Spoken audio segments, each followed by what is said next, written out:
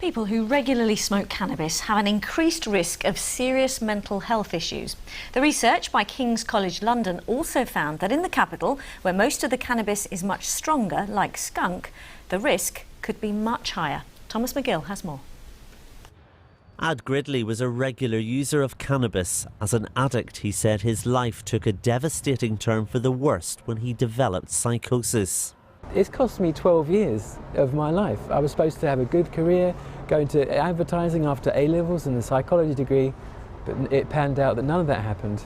They call them extraneous sounds, but the sounds of traffic or raindrops, all of these would become voices, and discouraging voices, persecuting voices.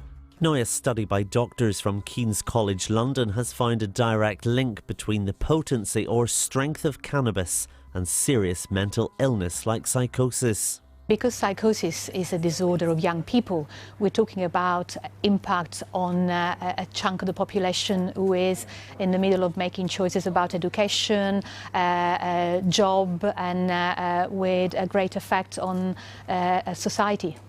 The research found a fifth of new cases of psychosis here in London might be linked to daily cannabis use, and almost a third of these could be avoided if the really strong cannabis wasn't available.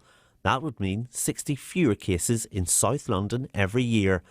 But there's real concern, and that's because the capital's cannabis market is dominated by the strongest forms of the drug, skunk. This, of course, has implications at an individual, a family, society level and mental health services, and we do know how stretched our mental health services already are.